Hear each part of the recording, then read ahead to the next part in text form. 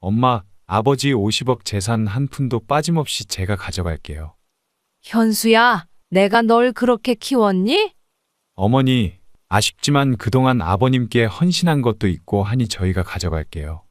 형, 그게 말이 돼요? 어머니도 계신데. 넌 가만히 있어. 내가 장남으로서. 장남이 뭔데? 형이 이럴 거면 저도 가만히 있진 않겠어요. 너희들 돈 때문에 이렇게 달라지다니. 어머님, 저희 집으로 가시죠. 아버님 재산은 제가 알아서 잘 관리할게요. 이 못된 놈들, 너희가 사람이냐?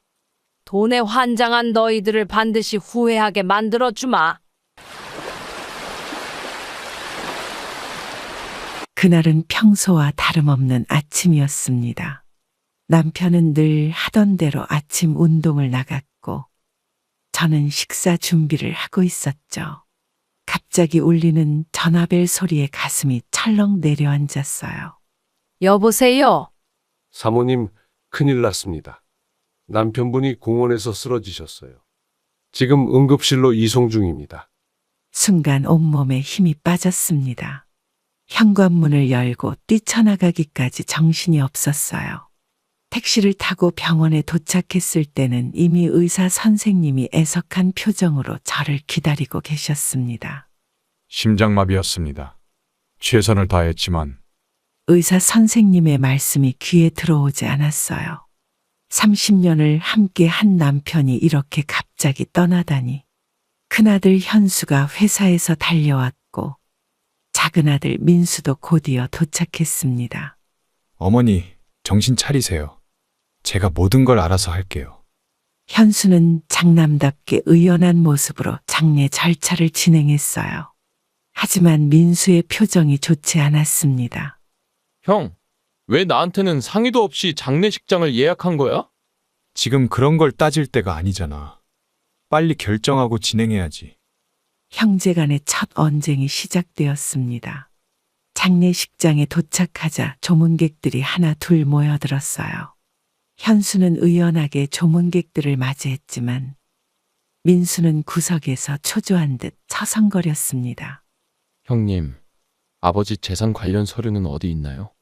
민수가 날카로운 눈빛으로 형을 쳐다봤습니다. 그건 나중에 천천히 얘기하자.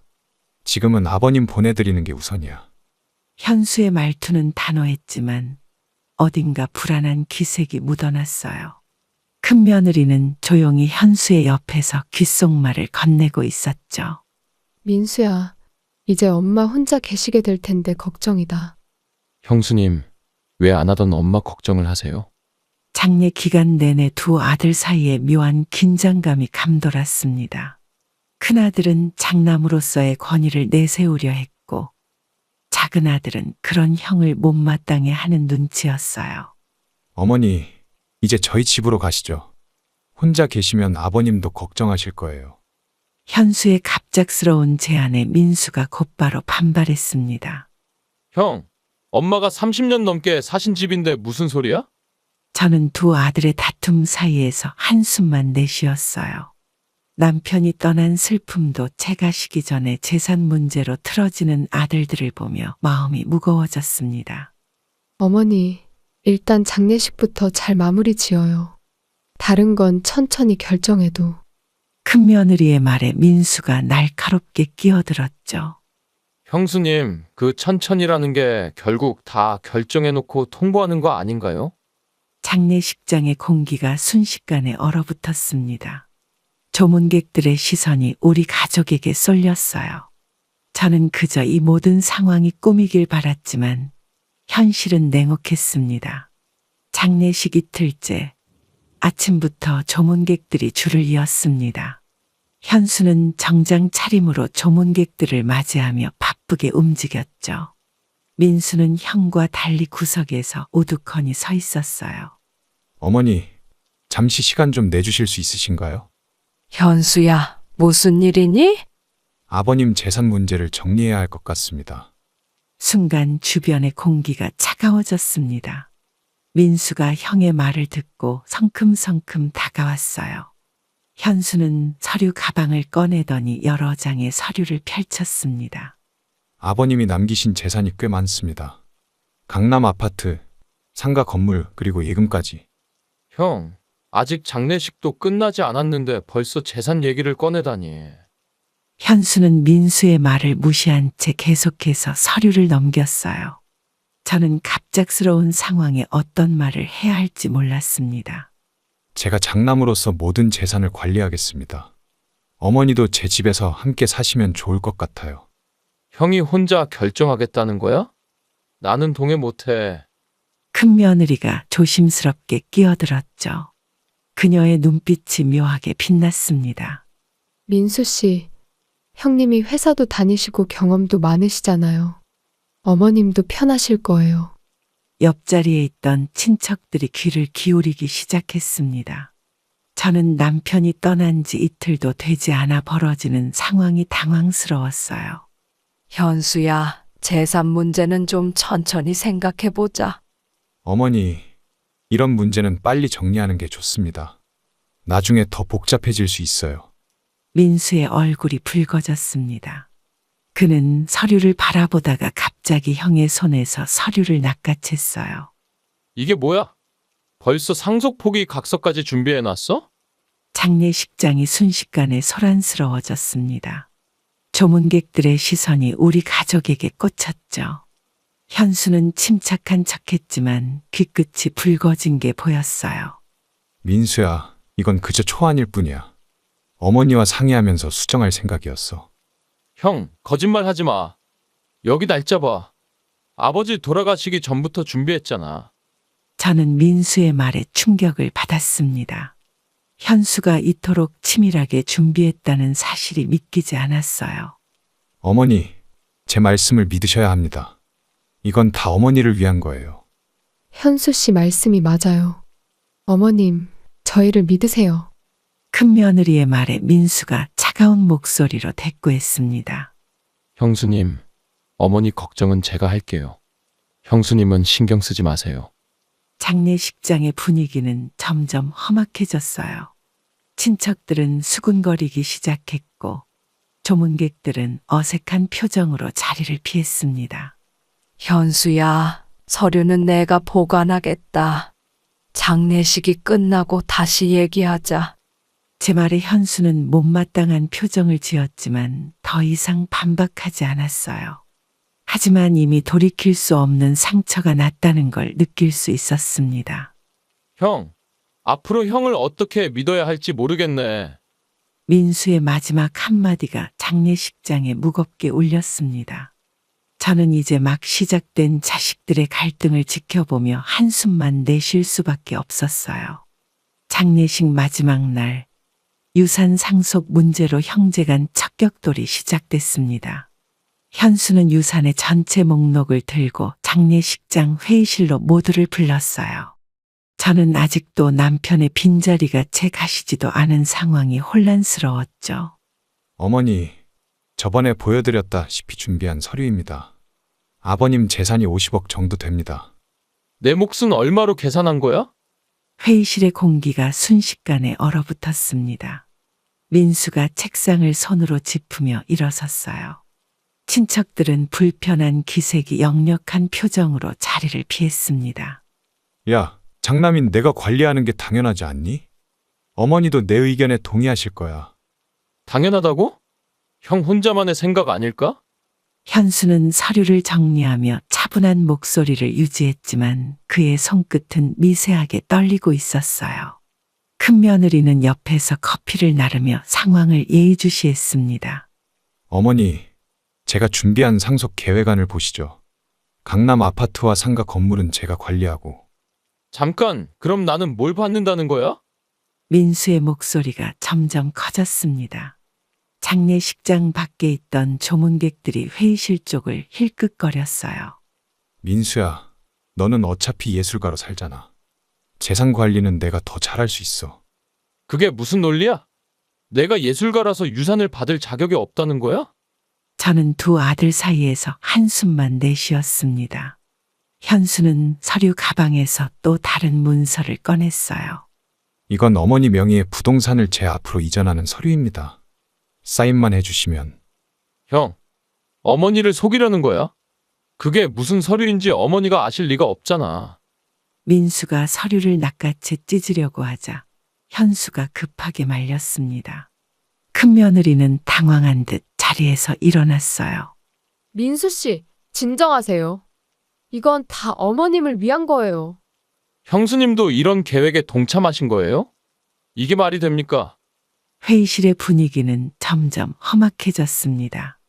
저는 더 이상 지켜볼 수 없어 자리에서 일어났어요. 얘들아, 이제 그만하자. 재산 문제는 천천히 의논하면 되지 않니? 어머니, 이런 문제는 빨리 결정하는 게 좋습니다. 나중에 더 복잡해질 수 있어요. 형, 그 복잡해질 수 있다는 게 내 존재를 의미하는 거야? 순간 회의실이 조용해졌습니다. 민수의 날카로운 지적에 현수가 당황한 기색을 보였어요. 민수야, 이제 그만 화내고 자리에 앉자. 서로 이해하면서 얘기해보자. 어머니, 더 이상 할 얘기가 없습니다. 형이 이렇게 나올 줄은 몰랐네요. 민수는 자리를 박차고 나갔습니다. 회의실에 남은 우리는 무거운 침묵 속에 잠겼어요. 현수는 구겨진 서류를 정리하며 한숨을 내쉬었습니다. 어머니, 제 말씀을 이해해 주세요. 이건 다 우리 가족을 위한 겁니다. 저는 아무 말도 할 수 없었습니다. 남편이 떠난 자리에서 벌어지는 아들들의 다툼을 보며 앞으로 다가올 더 큰 폭풍우를 예감할 수 있었어요. 장례식이 끝나고 일주일이 지난 어느 날, 현수가 갑자기 집으로 찾아왔습니다. 평소와 다른 고급스러운 정장 차림이었죠. 저는 아들의 방문이 반가우면서도 한편으로는 불안했어요. 어머니, 저희 아파트 구경하러 가보시겠어요? 갑자기 무슨 아파트를? 제가 강남에 새로 산 아파트요. 어머니 모실 방도 따로 준비해뒀습니다. 순간 당황스러웠습니다. 현수는 제 반응을 살피며 조심스럽게 말을 이었어요. 아버지도 안 계시고 이 큰 집에서 혼자 지내시기 힘드실 것 같아서요. 현수야, 갑자기 이사를. 현수는 자신이 준비해온 휴대폰을 꺼내더니 사진을 보여주기 시작했습니다. 새 아파트의 모습이 화면에 가득했어요. 84평형의 전망도 좋습니다. 어머니 방은 남향으로 준비했어요. 손주들과도 매일 보실 수 있고. 그때 민수가 현관문을 열고 들어왔습니다. 형의 모습을 보자 그의 표정이 굳어졌어요. 형, 또 무슨 계획이에요? 네가 왜 참견이야? 어머니 모시고 싶어서 온 건데. 민수는 현수의 말을 자르고 제 앞으로 다가왔습니다. 그의 눈빛이 평소와 달리 날카로웠어요. 어머니, 절대 그쪽으로 가시면 안 됩니다. 이 집에서 계속 사세요. 저는 30년 넘게 살아온 이 집을 둘러보았습니다. 남편과의 추억이 곳곳에 스며 있는 이곳을 떠난다는 건 쉽지 않은 결정이었죠. 엄마, 이사 가시면 후회하실 거예요. 형이 왜 이러는지 모르시겠어요. 민수야, 그런 식으로 말하지 마. 난 순수하게 어머니가 걱정돼서. 두 아들의 언쟁이 시작되자 거실의 공기가 무거워졌습니다. 현수는 휴대폰을 다시 꺼내 들었어요. 어머니, 여기 보세요. 피트니스 센터도 있고 노인정도 바로 앞에 있어요. 취미 생활하시기에도 좋을 것 같은데. 형, 그만하시죠. 어머니를 설득하려고 하지 마세요. 민수의 목소리가 점점 커졌습니다. 저는 두 아들 사이에서 한숨만 내쉬었어요. 현수야, 이사는 좀 더 생각해 볼게. 지금은 이 집이 편해. 어머님, 저희 집에서 사시면 제가 매일 반찬도 해드리고. 갑자기 큰 며느리의 목소리가 들렸습니다. 언제 왔는지 현관에 서 있었어요. 형수님, 지금까지 한 번도 어머니한테 반찬 해주신 적 없으시잖아요. 민수의 날카로운 지적에 큰 며느리의 얼굴이 붉어졌습니다. 현수가 자리에서 벌떡 일어났어요. 그만해. 너희가 뭘 안다고 이래? 내가 어머니 모시겠다는데. 형이 어머니를 모시겠다는 게 아니라 재산 관리를 하겠다는 거잖아요. 순간 거실이 조용해졌습니다. 현수의 표정이 순간 일그러졌다가 이내 무표정으로 돌아왔어요. 어머니, 천천히 생각해 보세요. 저는 준비가 다 되어 있으니까. 현수는 말을 끝내지 못하고 자리를 떴습니다. 큰 며느리도 어색한 표정으로 따라 나갔어요. 엄마, 절대 형의 말에 넘어가시면 안 돼요. 제가 자주 들를 테니까 여기서 계속 사세요. 민수의 말에 고개를 끄덕였지만 마음 한구석이 무거워졌습니다. 이제 막 시작된 이사 문제가 또 다른 갈등의 시작이 될 것 같았어요. 결국 현수의 지속적인 설득에 저는 이사를 결정했습니다. 밤새 잠을 이루지 못하고 고민했지만 혼자 있는 시간이 늘어날수록 외로움이 커져갔어요. 짐을 정리하는 동안 남편과의 추억이 하나둘 떠올랐죠. 어머니, 제가 도와드릴게요. 그 그릇들은 새로 사드리면 되니까 두고 가시죠. 아니야, 이건 꼭 가져가고 싶어. 큰 며느리는 못마땅한 표정을 지었지만 더 말하지 않았습니다. 이삿짐 센터 직원들이 물건들을 하나씩 옮기는 동안 민수가 급하게 달려왔어요. 엄마, 정말 가시는 거예요? 제 말씀 좀 들어보세요. 민수야, 엄마도 많이 고민했어. 혼자 있기가 너무 힘들구나. 민수는 이삿짐을 옮기는 일꾼들을 막아서려 했습니다. 현수가 다가와 동생의 어깨를 잡았어요. 이제 그만해.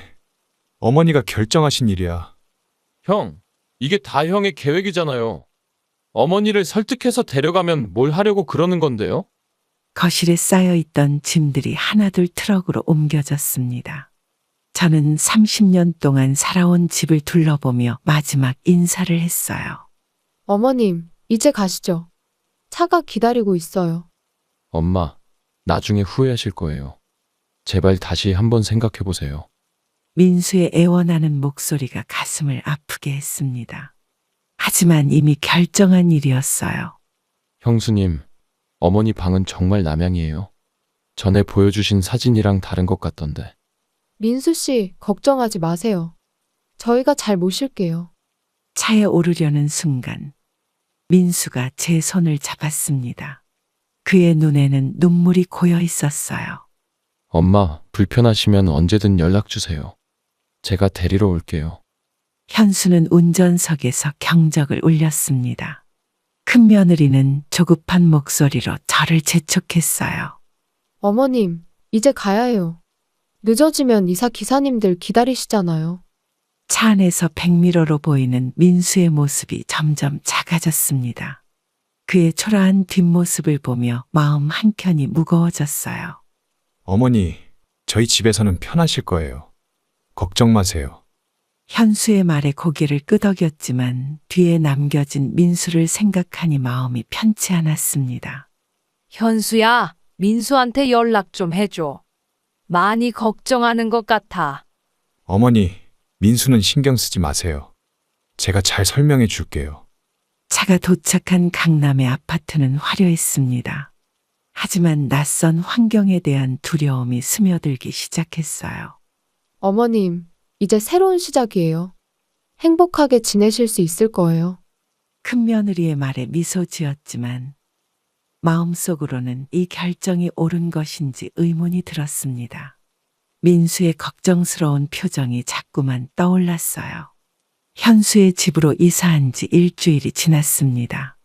처음에는 친절하고 다정했던 큰 며느리의 태도가 서서히 달라지기 시작했어요. 아침 식사 준비를 하고 있는데 큰 며느리가 주방으로 들어왔습니다. 어머님, 왜 이렇게 일찍 일어나셨어요? 제가 할 건데. 괜찮아. 내가 할 수 있는 일은 하고 싶어서. 어머님, 그건 좀 아닌 것 같은데요. 제 주방을 어지럽히시면. 큰 며느리의 말투에 숨겨진 날카로움이 느껴졌습니다. 저는 조용히 뒤로 물러났어요. 어머님, 혹시 제 옷장 정리도 하신 거예요? 제가 찾는 옷이 없네요. 아니야. 나는 손도 안 댔어. 큰 며느리는 저를 의심스러운 눈초리로 바라봤습니다. 거실에서 TV를 보고 있어도 제 뒤에서 무언가를 살피는 듯한 기분이 들었어요. 어머님, 저희 집에서는 이렇게 하시면 안 돼요. 제가 다 알아서 할 테니까. 거실 청소를 하던 중에 들려온 큰며느리의 말에 손이 멈췄습니다. 매일 아침 일찍 일어나 집안일을 돕고 싶었지만 그것조차 허락되지 않았어요. 어머님, 오늘 친구분들 만나러 가시는 건 어떠세요? 제가 집안일 좀 하고 싶어서요. 큰며느리의 친절한 말투 뒤에 숨겨진 의도가 읽혔습니다. 결국 저는 짐을 챙겨 밖으로 나왔어요. 어머니, 제가 퇴근하고 데리러 갈게요. 편하게 계세요. 현수의 전화를 받고 한숨이 나왔습니다. 아들은 아내의 변화를 눈치채지 못하는 걸까요? 현수야, 엄마가 너무 며느리한테 폐를 끼치는 것 같아. 어머니, 무슨 말씀이세요? 아니에요. 저희가 모셔야죠. 저녁 식사 시간. 큰며느리는 반찬을 모두 매웁게 준비했습니다. 제가 매운 음식을 못 먹는다는 걸 알면서도요. 어머님, 입맛에 안 맞으시나요? 제가 특별히 준비했는데. 여보, 어머니가 매운 음식 못 드시는 거 알잖아. 아, 맞다. 깜빡했네요. 죄송해요. 큰며느리의 사과는 진심이 아닌 것 같았습니다. 다음 날 아침도 그 다음 날 아침도 식탁에는 매운 음식이 가득했어요. 어머님, 손주들 학원 보내실 때 간식 사주지 마세요. 제가 다 준비해뒀어요. 알겠어. 내가 너무 나섰나 보네. 어머님은 그냥 편하게 쉬세요. 매일 밤 잠자리에 들 때마다 예전 집이 그리워졌습니다. 큰며느리의 감시하는 듯한 시선과 말투가 점점 더 부담스러워졌어요. 어머님, 제 화장품 써보셨어요? 양이 줄어든 것 같은데. 아니야. 나는 내 화장품 있잖아. 그런가요? 제가 잘못 봤나 보네요. 이런 일이 반복될수록 이 집에서의 생활이 더욱 힘들어졌습니다. 현수에게 말하고 싶었지만 부부 사이에 금이 갈까봐 참았어요. 어머니, 요즘 민수한테 자주 전화하시네요? 큰며느리의 질문에 마음이 불편해졌습니다. 전화 통화까지 감시당하는 기분이었어요. 그냥 가끔 안부 전화하는 거야. 너무 자주 하시면 좋지 않을 것 같아서요. 민수 씨도 바쁘실 텐데. 평소와 다름없던 아침, 큰며느리가 급한 일이 생겼다며 손주들을 부탁했습니다. 갑작스러운 부탁이었지만 손주들과 시간을 보낼 수 있다는 생각에 기뻤어요. 어머님, 2시간만 봐주세요. 중요한 약속이 생겼거든요. 알았어. 걱정 말고 다녀와. 아이들이 소파에서 뛰지 않게만 해주세요. 저번에 다른 집 아이가 다쳤다고 하더라고요. 큰며느리가 나가자 아이들은 거실을 뛰어다니기 시작했습니다. 저는 그들의 모습을 지켜보며 옆에 앉아 있었어요. 할머니, 우리 숨바꼭질해요. 얘들아, 조심히 놀아야 해. 손주들은 제 말은 들은 척도 않고 소파 위를 뛰어다녔습니다. 여러 번 주의를 주었지만 소용이 없었어요. 민준아, 소파에서 내려와. 위험해. 할머니, 괜찮아요. 저 잘할 수 있어요. 그 순간이었습니다. 민준이가 소파 팔걸이에서 미끄러져 바닥으로 떨어졌어요. 아이의 비명이 집안을 가득 채웠습니다. 아파요. 할머니, 발목이 아파요. 당황한 저는 재빨리 민준이를 안아 올렸습니다. 발목이 붓기 시작했어요. 아이고, 많이 아프니. 엄마한테 말할 거예요. 그때 현관문이 열리며 큰며느리가 들어왔습니다. 울고 있는 민준이를 보자마자 그녀의 표정이 달라졌어요. 어머님, 제가 부탁한 게 뭐였죠? 소파에서 놀지 말라고 했잖아요. 미안하다. 내가 주의를 줬는데. 주의를 주셨다고요? 그럼 이렇게 다치게 두시면 안 되죠. 현수가 퇴근하고 돌아왔을 때 큰며느리는 이미 병원에 다녀온 뒤였습니다. 민준이의 발목은 삐었다고 해요. 여보, 어머님이 아이들 좀 봐주시는 게 이렇게 힘드세요? 현수야, 엄마가 미안해. 내가 제대로 못 봤나 봐.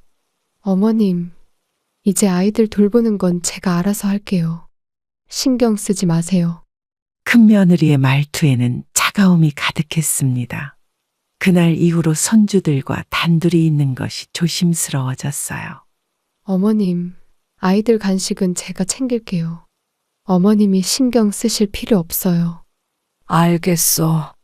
다음부터는 조심할게. 조심하실 게 아니라 아예 관여하지 않으시는 게 좋을 것 같아요. 저녁 식사 자리에서 현수가 물었습니다. 큰며느리의 표정이 굳어졌어요.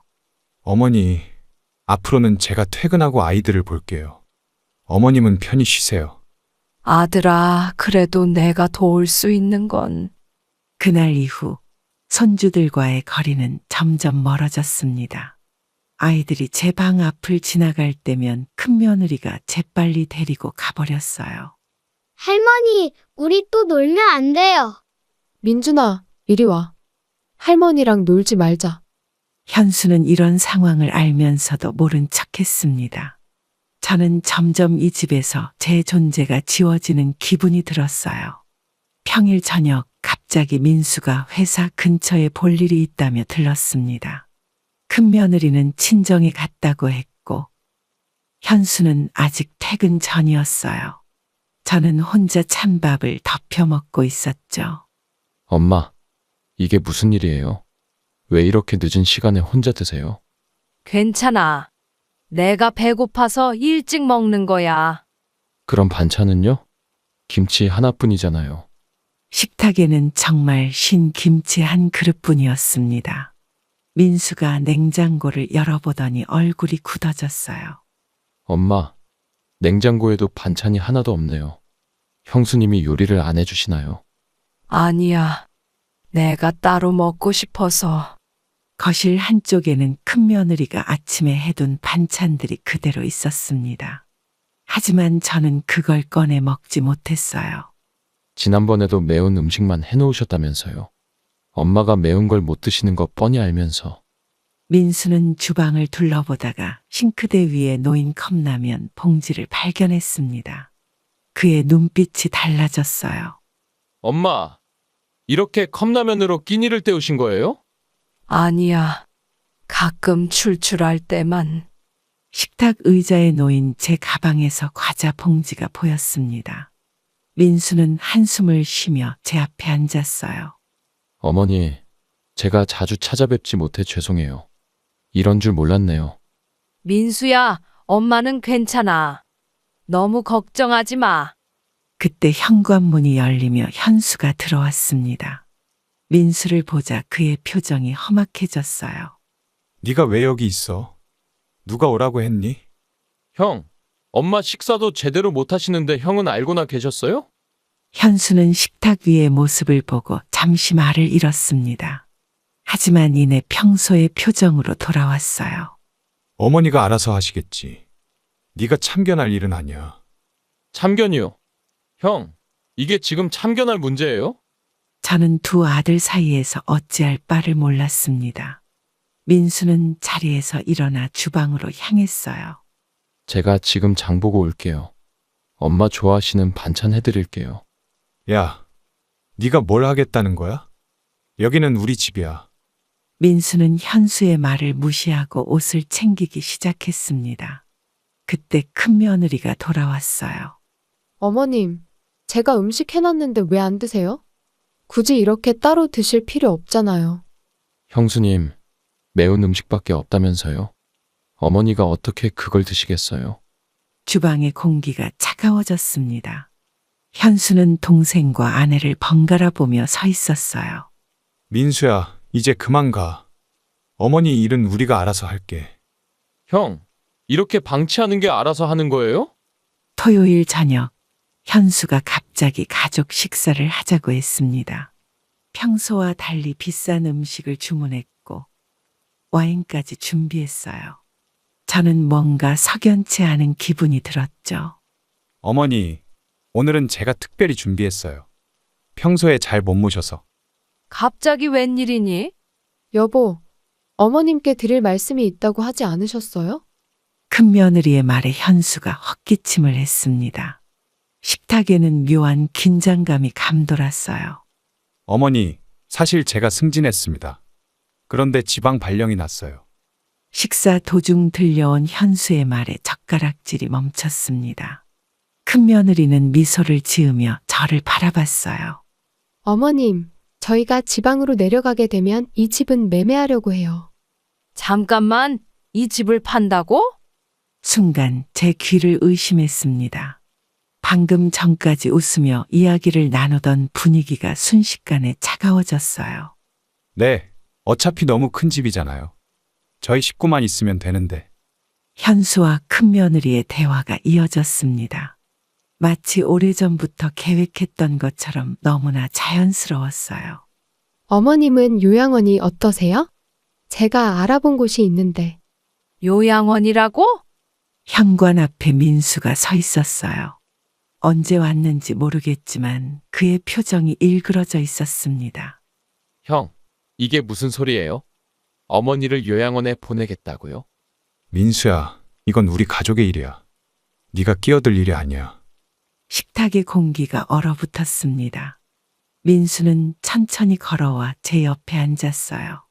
어머니, 이런 이야기 들으신 적 있으세요?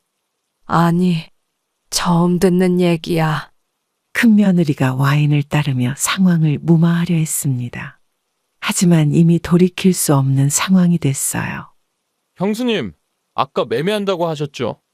이 집 지분이 어머니 앞으로도 있는 거 아시죠? 민수 씨, 그건 우리가 알아서 할게요. 알아서요. 어머니도 모르게 이런 계획을 세우시다니. 저는 말을 잇지 못했습니다. 현수가 테이블을 치며 일어섰어요. 네가 뭘 안다고 이래? 어머니를 편하게 해드리려는 거야. 편하게요?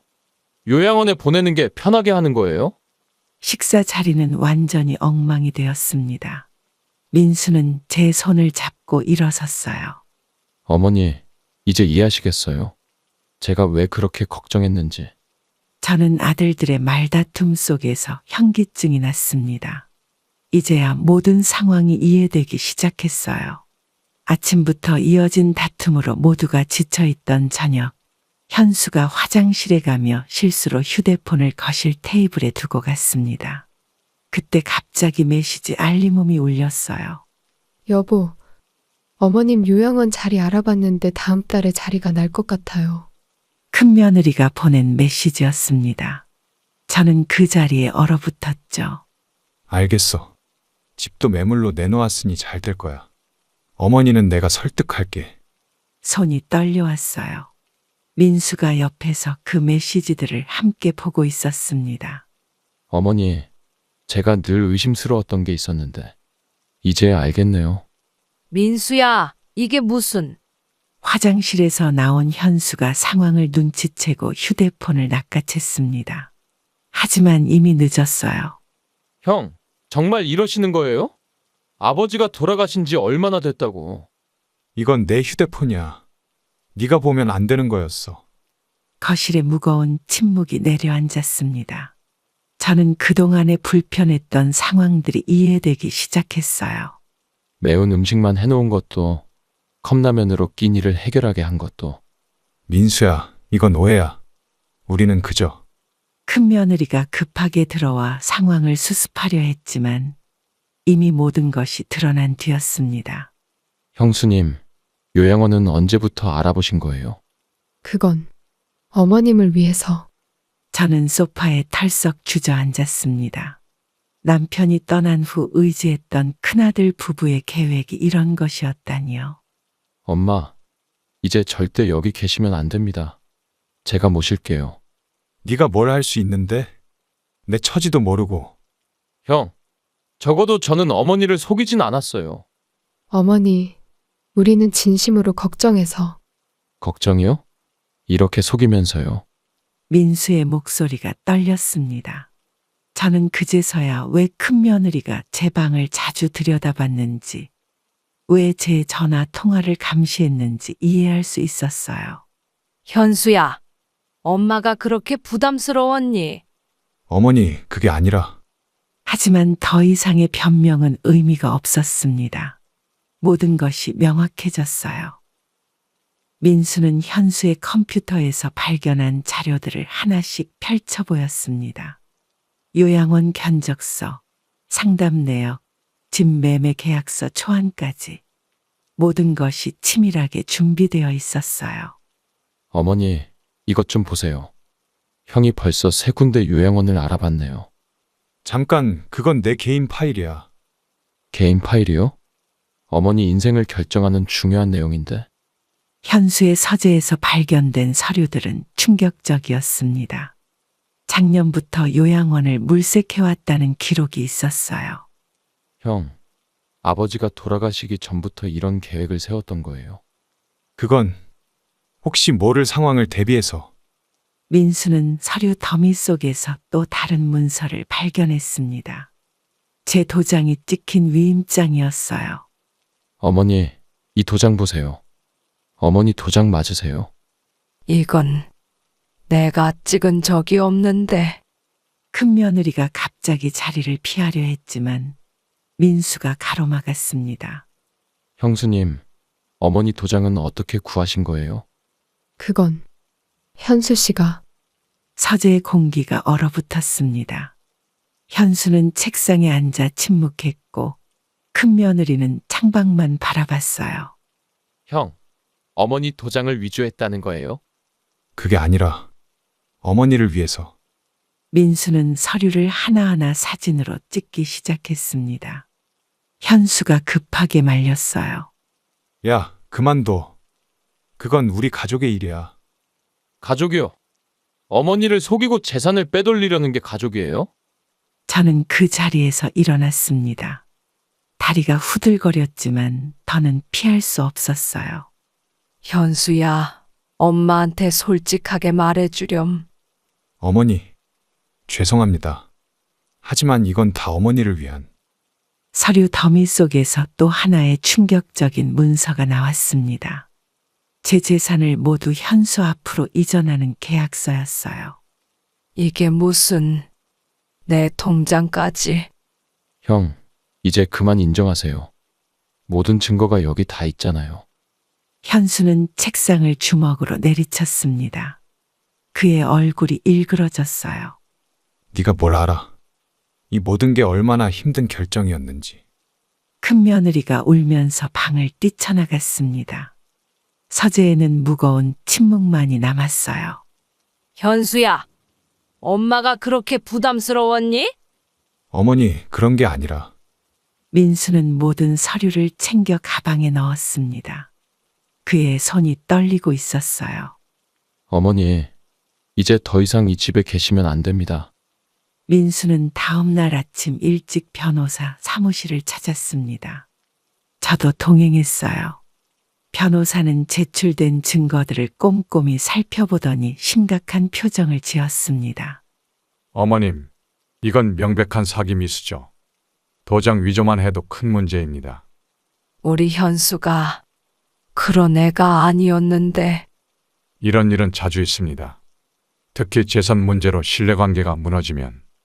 민수가 찍어온 사진들이 하나씩 컴퓨터 화면에 띄워졌습니다.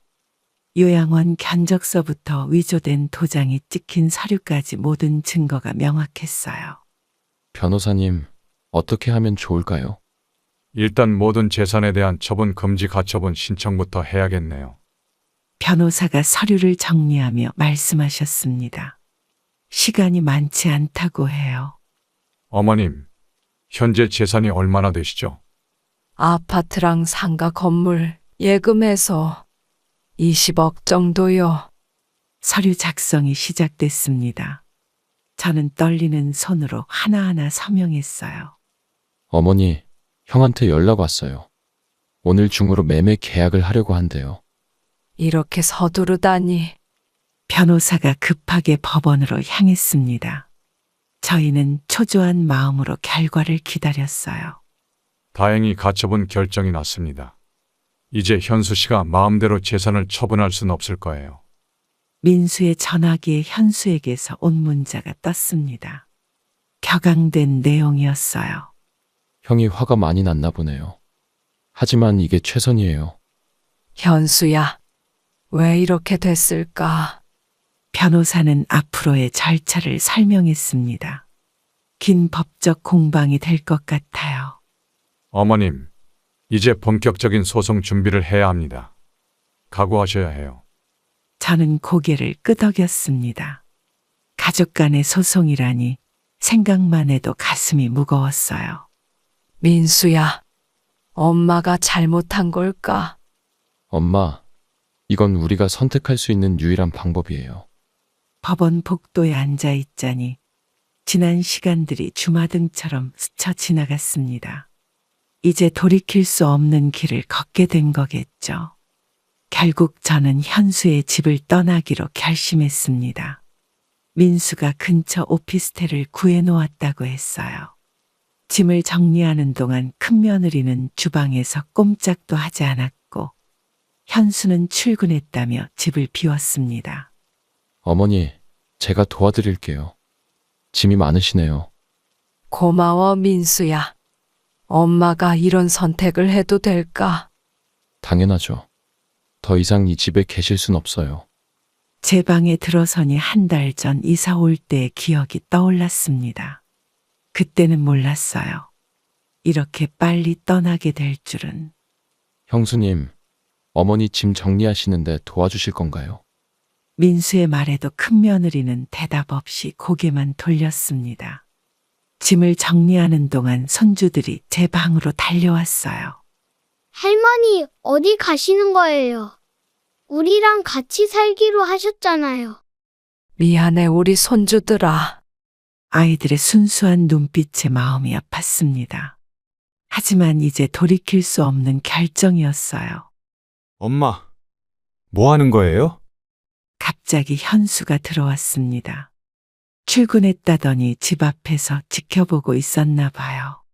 현수야, 엄마 이제 여기 있을 수 없을 것 같다. 어머니, 그동안 제가 잘못한 거 사과드립니다. 제발 가지 마세요. 현수의 목소리가 떨렸습니다. 하지만 그의 눈빛은 여전히 차가웠어요. 형, 이제 그만하세요. 어머니 더 이상 괴롭히지 마요. 네가 뭘 안다고. 이게 다 어머니를 위한 거라고. 짐을 거의 다 싸고 나니 이 집에서의 한 달이 꿈만 같았습니다. 이사 온 첫날의 기대와 설렘이 이렇게 끝나다니요.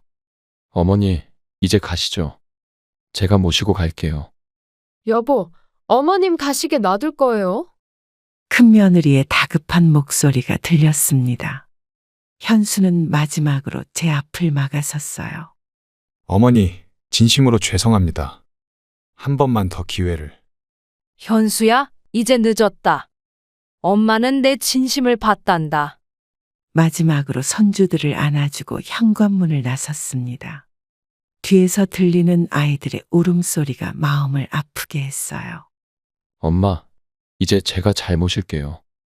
걱정 마세요. 민수의 차에 오르며 뒤돌아봤습니다. 현수와 큰며느리가 서 있었지만 더 이상 제게 다가오진 않았어요. 제가 현수의 집을 떠난 다음 날 예상치 못한 문자가 왔습니다. 평소와 달리 현수의 말투가 차갑고 단호했어요. 아침부터 시작된 문자 폭탄은 멈출 줄 몰랐습니다. 어머니, 이제 와서 후회해도 소용없습니다. 모든 재산은 제가 관리하겠어요. 현수야, 엄마가 떠난다고 이럴 필요는 없잖니. 이미 법적 절차를 시작했습니다. 어머니도 변호사를 선임하시는 게 좋을 거예요. 그때 민수가 문자 내용을 보고 변호사에게 전화를 걸었습니다. 현수가 이미 재산 분할 청구를 신청했다는 소식이었어요. 어머니, 형이 먼저 법적 조치를 취했네요. 아버지 재산을 자기 앞으로 옮기려고 해요. 설마 현수가 그렇게까지. 큰며느리도 갑자기 연락해 왔습니다. 그녀의 말투는 더욱 노골적이었어요. 어머님, 이제 와서 후회하실 겁니다. 저희가 얼마나 잘해드리려 했는데. 현수는 계속해서 강경한 메시지를 보내왔습니다. 마치 오래전부터 준비한 것처럼 체계적이었어요. 어머니가 먼저 저희를 버리셨잖아요. 이제 와서 재산 얘기는 하지 마세요. 형, 그렇게 나오시면 우리도 가만히 있을 수 없습니다. 순식간에 집안이 완전히 두 편으로 갈라졌습니다. 친척들도 현수 편과 저희 편으로 나뉘어 연락이 오기 시작했어요. 어머니, 제발 돌아오세요. 모든 게 어머니 탓입니다. 형수님, 그만 좀 하세요. 어머니를 더 이상 괴롭히지 마세요. 법적 공방이 시작되기 전부터 현수 부부는 친척들에게 저를 나쁘게 이야기하고 다녔습니다. 마치 제가 배은망덕한 어머니인 것처럼요. 민수야, 엄마가 잘못한 걸까? 엄마, 절대 아니에요. 형이 너무하잖아요. 현수의 마지막 문자는 더욱 충격적이었습니다. 이제는 정말 돌이킬 수 없는 강을 건넌 것 같았어요. 어머니, 이제부터는 법정에서 만나 뵙겠습니다. 그동안 감사했습니다. 첫 조정위원회가 열리는 날이었습니다. 법원 복도에서 현수와 마주쳤지만 그는 제 눈을 피했어요. 현수의 변호사가 먼저 입을 열었습니다. 어머님의 치매 초기 증상을 우려해 큰아들분이 재산 관리를 하시려 했던 거죠. 무슨 말씀이세요? 저는 멀쩡합니다. 최근 기억력이 많이 떨어지셨다고 하더군요. 큰며느님 말씀으로는 조정실 안은 차가운 공기로 가득했습니다. 민수는 제 옆에서 진정하라며 손을 잡아주었어요. 우리 의뢰인은 어머님의 건강을 걱정한 것뿐입니다. 요양원도 최고급 시설로 알아보고 건강이 문제가 아니잖아요. 재산을 노린 거잖아요. 현수 측 변호사는 서류 가방에서 진단서를 꺼냈습니다.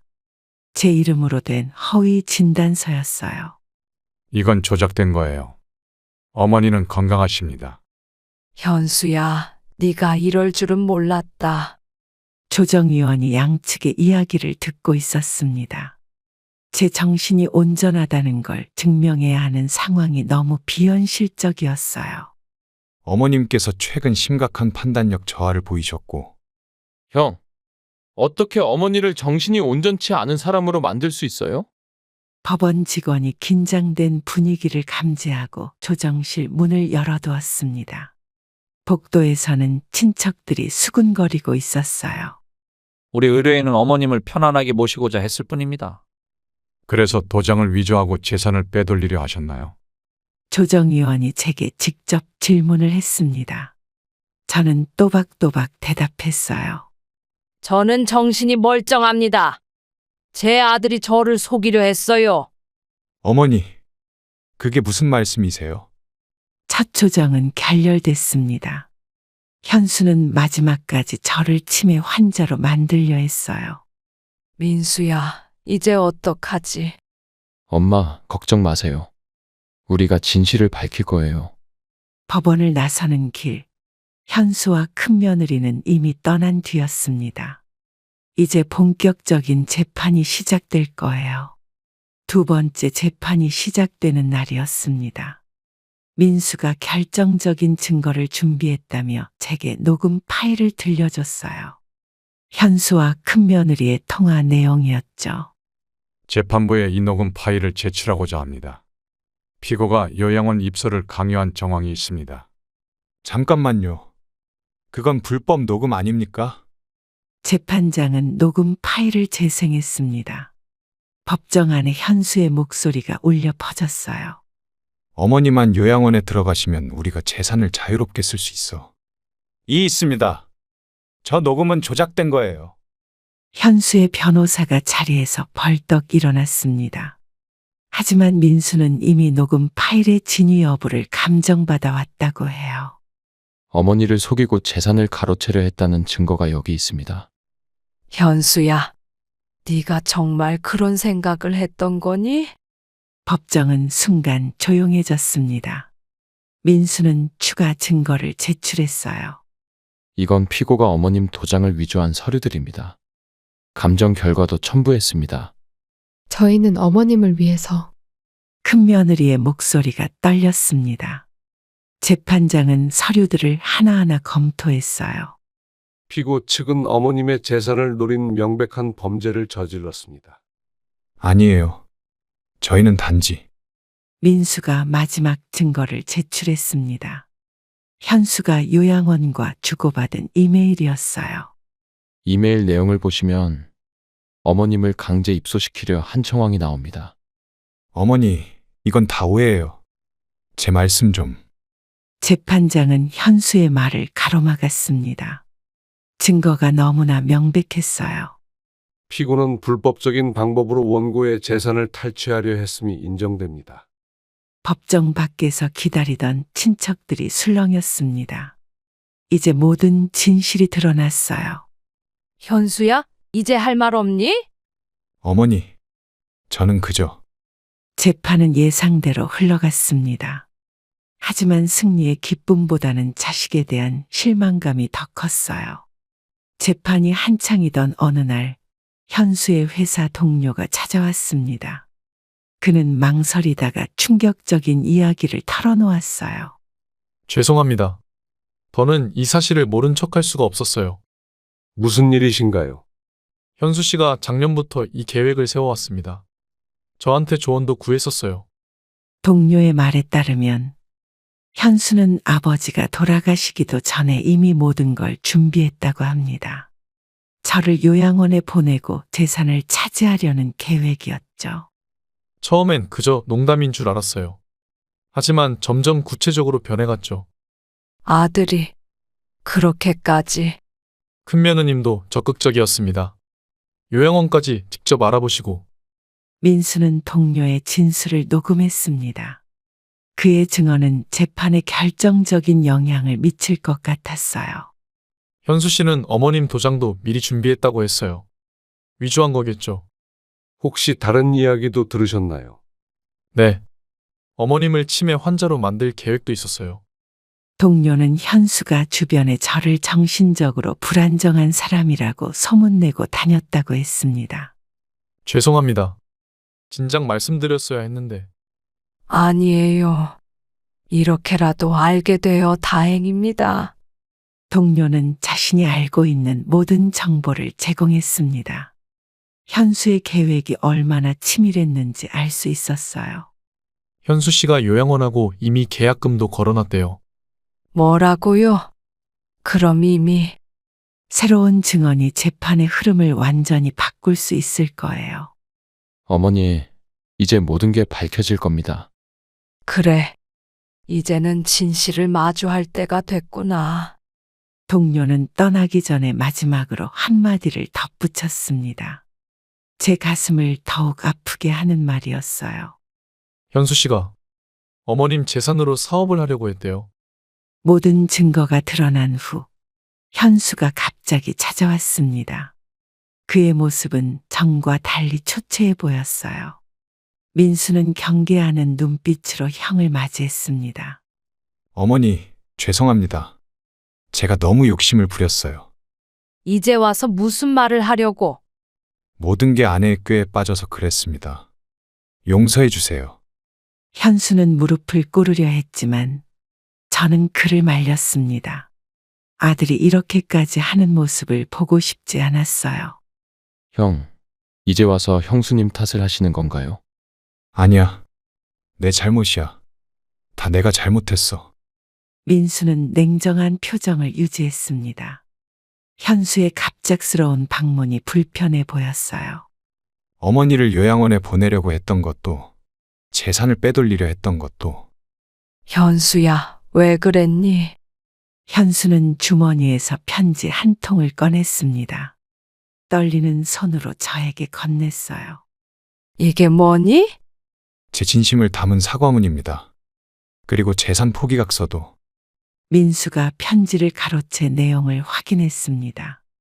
현수의 진심이 느껴졌지만 이미 상처는 깊었어요.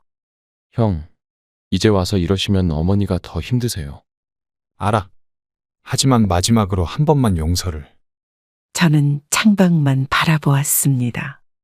현수의 사과가 진심일지도 모르지만 신뢰는 이미 무너졌어요. 이제 돌아가세요. 어머니가 더 이상 상처받지 않으셨으면 좋겠어요. 그래, 그럴게. 어머니 정말 죄송합니다. 현수는 마지막으로 한 번 더 고개를 숙이고 자리를 떴습니다. 그의 뒷모습이 쓸쓸해 보였어요. 엄마, 이제 좀 편해지셨어요? 아니, 더 마음이 아프구나. 아들의 뒤늦은 후회를 지켜보며 이미 깊어진 상처는 쉽게 아물지 않을 거란 걸 느꼈습니다. 마지막 재판이 끝나고 판결문이 나왔습니다. 재판장은 모든 증거를 검토한 후 현수 측의 패소를 선고했어요. 저의 재산권이 온전히 인정된 순간이었습니다. 원고 승소를 선고합니다.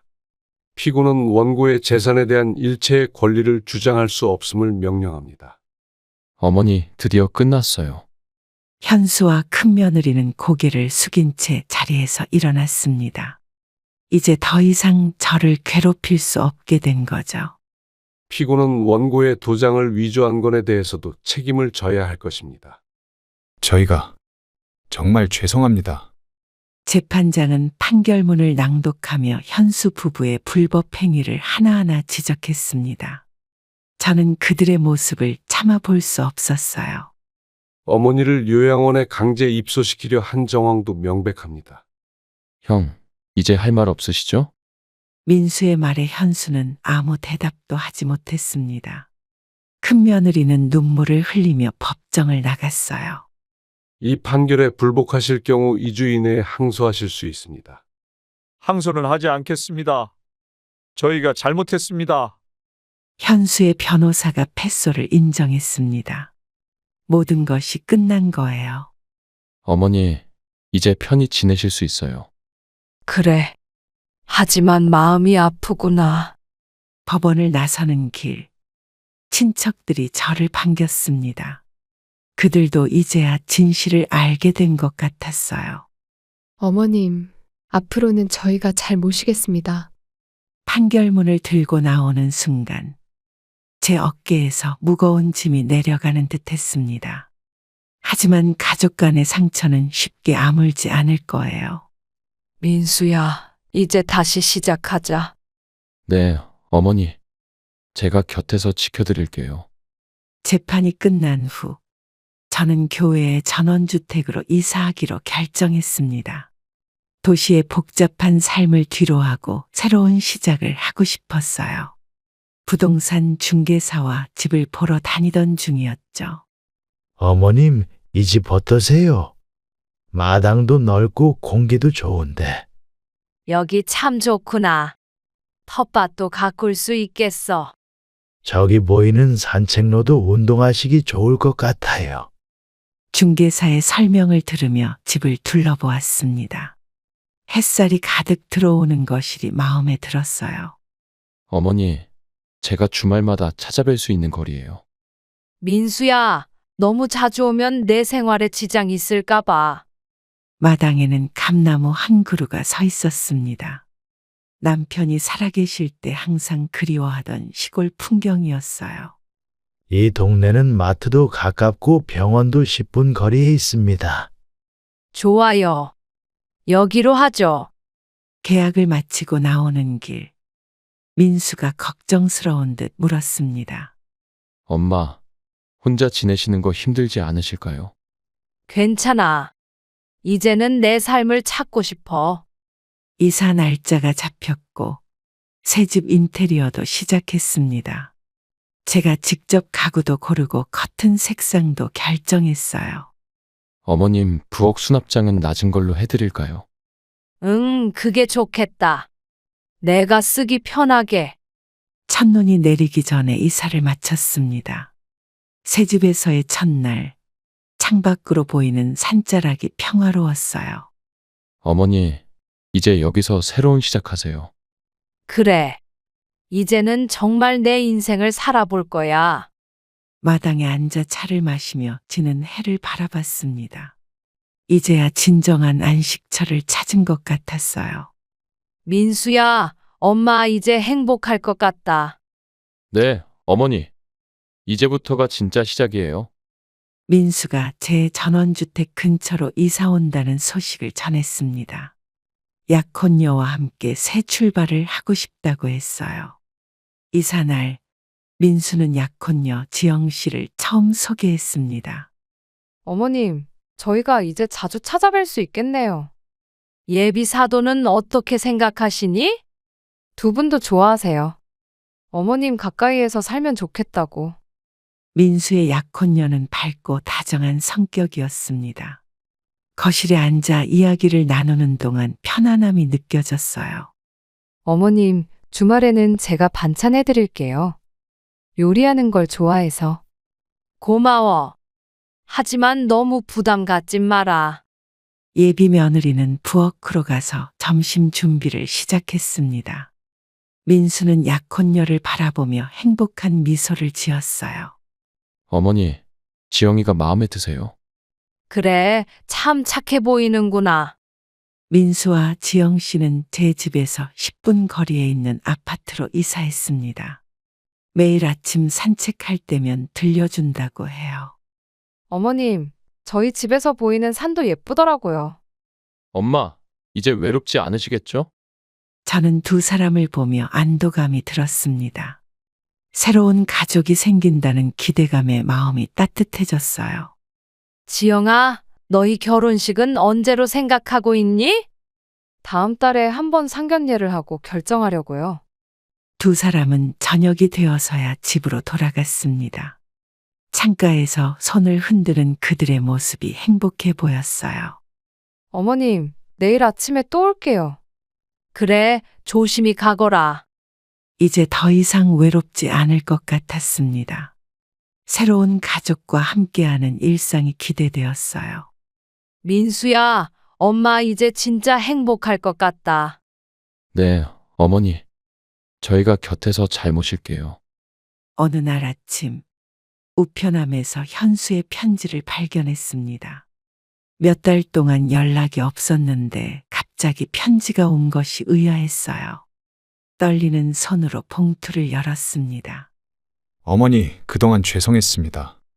제가 많이 반성하고 있어요. 민수야, 형한테서 편지가 왔구나. 어머니, 읽지 마세요. 또 상처받으실까봐. 편지를 읽어내려가는 동안 현수의 진심이 느껴졌습니다. 큰며느리와 이혼했다는 소식도 있었어요. 아내의 진짜 모습을 알게 되었습니다. 이제 어머니의 마음을 이해할 것 같아요. 형이 이혼을. 몇 장의 편지에는 눈물 자국이 선명했습니다. 현수는 자신의 잘못을 하나하나 고백했어요. 손주들이 할머니를 보고 싶어 합니다. 하지만 제가 뵙기는 죄송스럽네요. 민수야, 애들은 어떻게 지낼까? 민수는 조용히 제 옆에 앉았습니다. 그도 형의 편지 내용이 마음에 걸리는 듯 했어요. 어머니께 받은 사랑을 당연하게 여겼습니다. 이제야 그 소중함을 알겠어요. 현수도 많이 힘들었겠구나. 편지 마지막에는 용서를 구하는 내용이 있었습니다. 하지만 아직은 때가 이르다고 생각했어요. 엄마, 형을 용서하실 건가요? 시간이 더 필요할 것 같구나. 편지를 내려놓고 창밖을 바라봤습니다. 마당에 감나무에 새순이 돋아나고 있었어요. 어머니, 기다리고 계시다는 걸 형이 알까요? 그래, 언젠가는 다시 만날 수 있겠지. 봄바람이 불어오는 마당에서 저는 현수의 진심 어린 사과를 천천히 받아들이기로 했습니다. 1년이 지나고 민수의 결혼식 날이 밝았습니다. 예비 며느리 하객들이 하나둘 모여들기 시작했어요. 저는 아들의 새 출발을 축하하며 식장 입구에 서 있었습니다. 어머니, 형님도 오셨어요. 현수가 왔니? 멀리서 현수가 손주들과 함께 걸어오고 있었습니다. 아이들은 제 모습을 보자마자 달려왔어요. 할머니, 보고 싶었어요. 그래, 우리 손주들 많이 컸구나. 현수는 조심스럽게 다가와 고개를 숙였습니다. 1년 만에 재회였어요. 어머니, 오길 잘했다. 그래도 네 동생 결혼인데. 하객들이 보는 앞이라 어색한 인사만 나눴지만 서로의 마음을 느낄 수 있었습니다. 식이 시작되고 민수가 입장했어요. 결혼식이 끝나고 피로 현장에서 현수가 다시 다가왔습니다. 그의 눈가에 눈물이 맺혔어요. 어머니, 제가 정말 큰 잘못을 했습니다. 알아. 하지만 시간을 좀 더 가져봐야겠구나. 민수도 형에게 다가가 어깨를 두드렸습니다. 오랜 시간이 걸렸지만 이제야 가족의 의미를 되찾은 것 같았어요. 세상에서 가장 가깝다고 여겼던 가족 사이에서도 돈 앞에서는 이렇게 달라질 수 있다는 걸 뼈저리게 느꼈습니다. 재산이 저희 가족을 갈라놓았지만 결국 시간이 흐르면서 진정한 가족의 의미를 다시 한번 생각하게 됐어요. 처음에는 큰아들의 배신이 너무 아팠고 용서할 수 없을 것만 같았습니다. 하지만 이제는 그 상처도 조금씩 아물어가고 있어요. 작은 아들 민수의 결혼식을 계기로 다시 만난 가족들을 보며 돈보다 더 소중한 게 무엇인지 깨달았죠. 혈육의 정은 쉽게 끊어지지 않는다는 걸 알게 됐습니다. 서로를 이해하고 용서하는 과정이 힘들었지만 그 시간이 있었기에 지금의 평화를 찾을 수 있었어요. 이제는 교회의 조용한 전원주택에서 새로운 삶을 시작했습니다. 작은 아들 부부가 가까이 살고 큰아들도 가끔 손주들과 함께 찾아오죠. 돈 때문에 깨어질 뻔했던 가족의 소중함을 다시 한번 느끼며 앞으로는 더 행복한 시간을 보낼 수 있을 것 같습니다. 그럼 오늘도 행복한 하루 되시길 바랍니다. 감사합니다.